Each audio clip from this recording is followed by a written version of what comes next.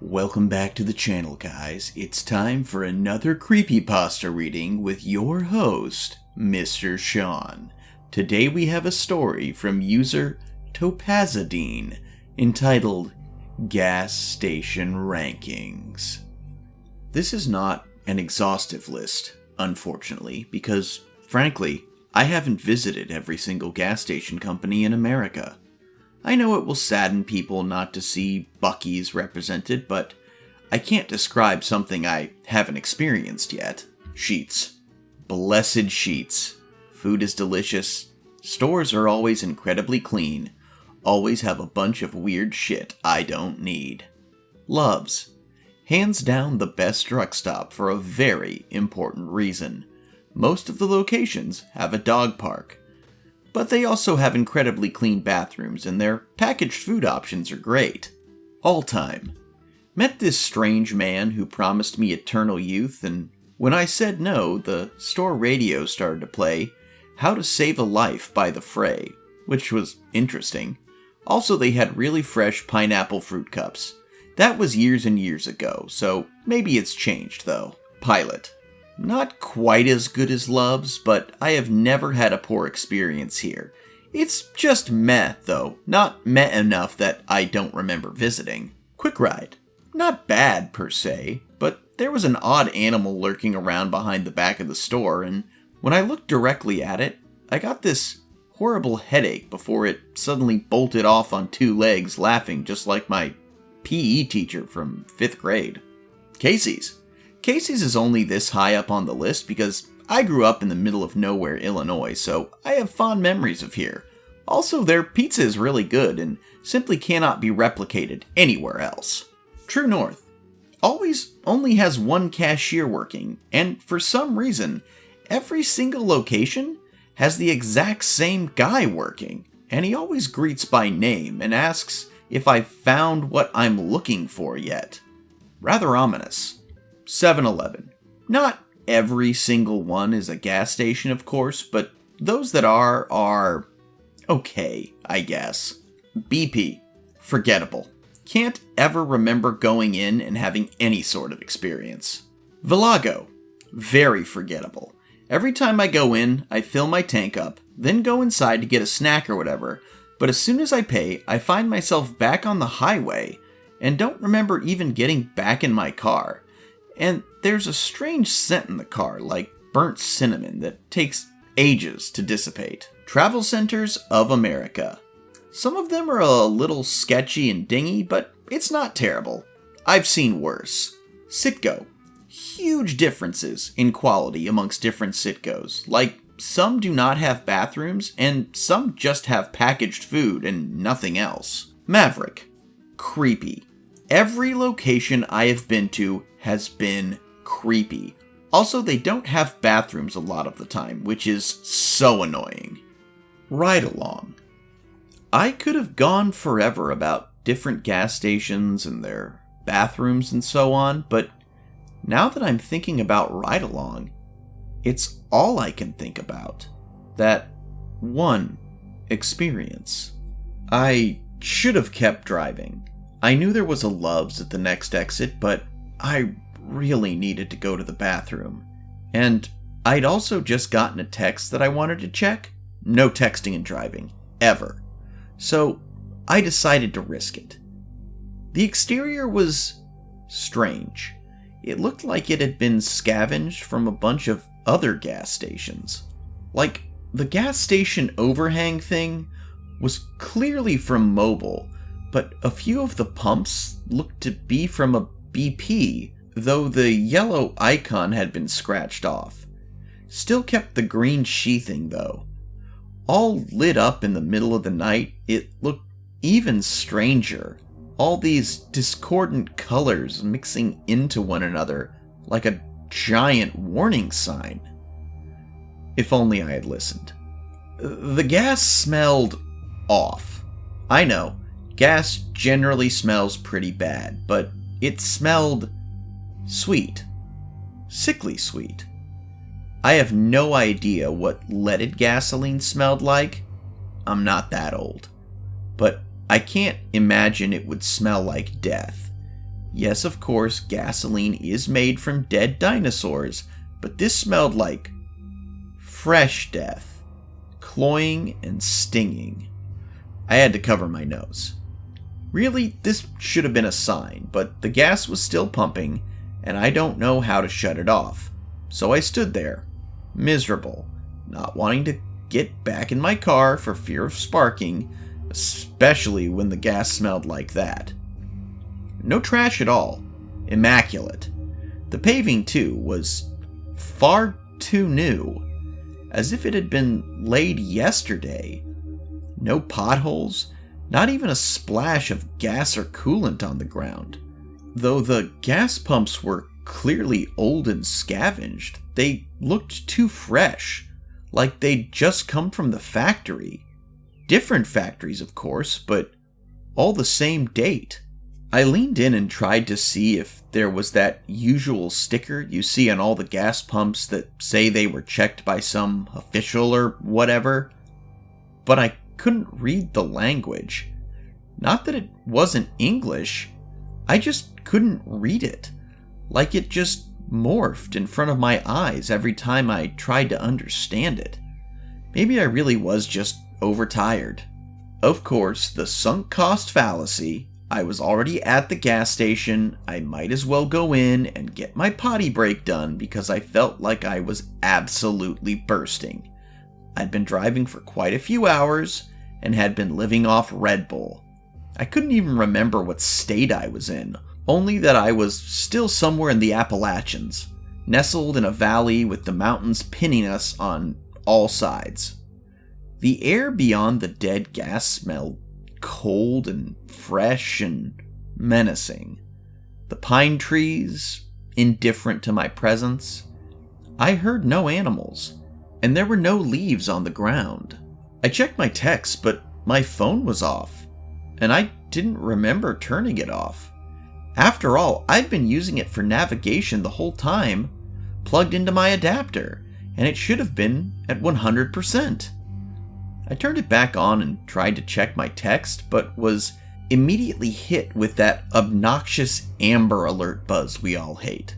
When I looked at the alert, it said it was for Ohio, which I supposed made sense. It's all Ohio, right?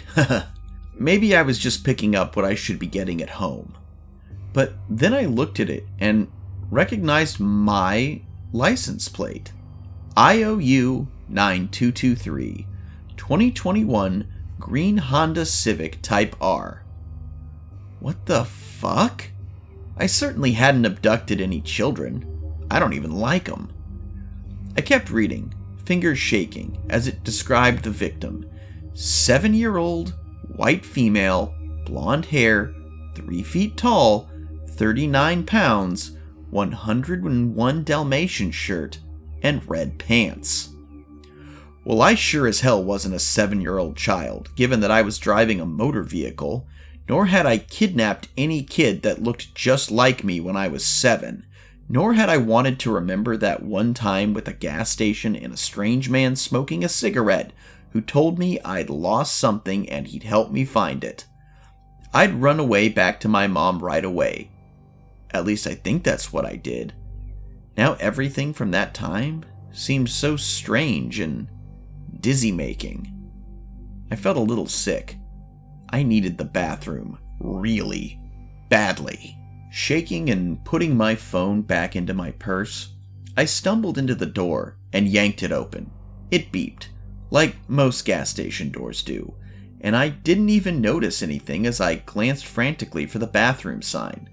There was one, but it only showed one sign, for men. I'm not a man, but I'm a girl who really needs to pee, so I just prayed that it was a single stall and booked it there. The floor felt sticky. The whole store smelled sickly.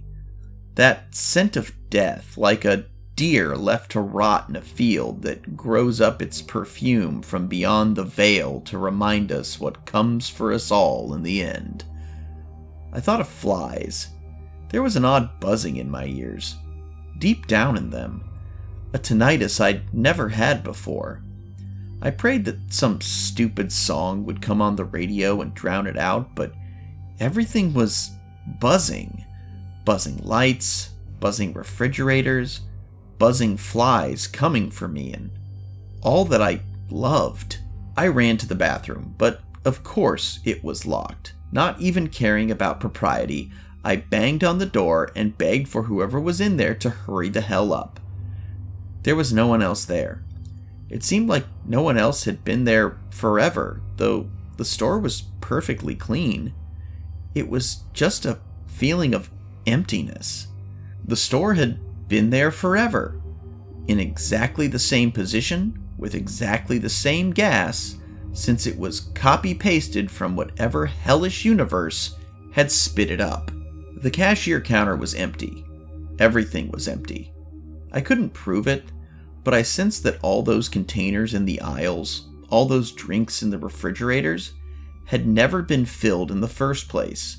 A trap to entice tired travelers who need food and a bathroom and some sign that there is something beyond the highway hypnosis before the empty roads long since drained of people this late in the night.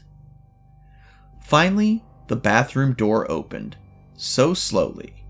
The lights were off inside, and I stepped aside to let whoever was in there out, doing a potty dance like you do when you really have to go. I felt like I'd die if I didn't go within seconds. Then the light flicked on. I remembered that face. I knew that man. That was the man from every single True North I'd ever seen. A forgettable face unless you see it dozens of times over your life, from age 7 and on. Every few weeks, or months, or years, never changing, never growing, never doing anything but staring at you and asking if you've found what you're looking for. I can't even describe it now. Salt and pepper hair, brown eyes, 2 large lips, and that's it. That's all I know. He stared at me for a moment, then smiled. His teeth were off, too white for his face, too even. Too many of them. You find what you looking for? Suddenly, I did not need the bathroom anymore. I felt it gushing down my legs, a long spigot of utter terror and disorientation. I stood there, drenched in my own piss, looking at him. I wasn't 7 years old anymore, and apparently he had enough manners not to smoke inside the store. But my mom wasn't here to help me. No one could save me from this man, who would certainly finish whatever he'd tried to do all those years ago. I slipped on my own pee as I ran, but thankfully braced myself with one of the empty package store displays, which went crashing down. Bright yellow bags of air burst to show no potato chips, and a box of what was meant to be Cheez-Its collapsed when its glue finally came free. A trap. Some fucked up, bizarre trap that doesn't make any sense. True North pointed to this man who wanted to take me on the last ride-along of my life. He didn't try to grab me or anything. Perhaps he knew it hadn't worked this time. Instead, he grabbed a mop and chuckled. Clean up in aisle 6. I started laughing as I fled. That hysterical laughter you get when everything has come crashing down and you find out your whole life has been orchestrated by forces beyond your control. I slammed the door open and ran to my car, the only one resting on the perfect pavement that looked too fresh to have ever been laid down. I locked my car, so I tried to get my keys, but dropped my purse on the ground and shortly followed it, scrabbling and crying in my piss-drenched leggings and smeared makeup. Somebody was laughing out there. Another familiar voice. No way Mr. Edwins from Villago Elementary School was there, though. No way. There were all these candy wrappers in my purse that I didn't remember putting there. I'm not really a sweets person anymore. My mom stopped buying it when I was a kid, so I grew out of it. Finally, my keys. I clicked the door open, slammed it shut, pressed the lock button 6 or 8 times, and turned it out. I didn't even bother to check my text message that I'd been wanting to see in the first place. I just floored it into reverse. Suddenly, I was back on the highway again. I don't remember any signs, but I was going the right way, thank God. My car smelled like burnt cinnamon, so I rolled all the windows down and let it out, but it's never really gone away. I still smell it sometimes when I step into my car for a grocery trip or whatever, but Febreze really helps. The Amber Alerts kept coming for a good hour or so, that horrible screech over and over again. I turned on the radio to drown them out because I just wanted to forget. When I got to the border of Ohio, they stopped abruptly, right in the middle of a buzz. Ever since then, I don't get them anymore, even when everyone else does. This store, this Ridealong, was just so wrong. And what the hell is up with that name? Who is that man? Is he a kidnapping time traveler? Am I really a woman? Or am I still a little girl trapped somewhere in a gas station, eating candy to survive? What are all these weird gas stations no one has ever heard of? Some mafia front? I don't know what anything is anymore. After it happened, I had to take a week off work. Doors locked, phone off, not talking to anyone, drowning myself in booze. Every time someone's Amber Alert goes off, I have to run over and see what it's saying, just in case it's related to me somehow. It's been years now, but I still map out my trips so I avoid anywhere that may have been anywhere near that place. I've never seen another one of those ride-alongs though. Anyway, 0 out of 10. Do not recommend.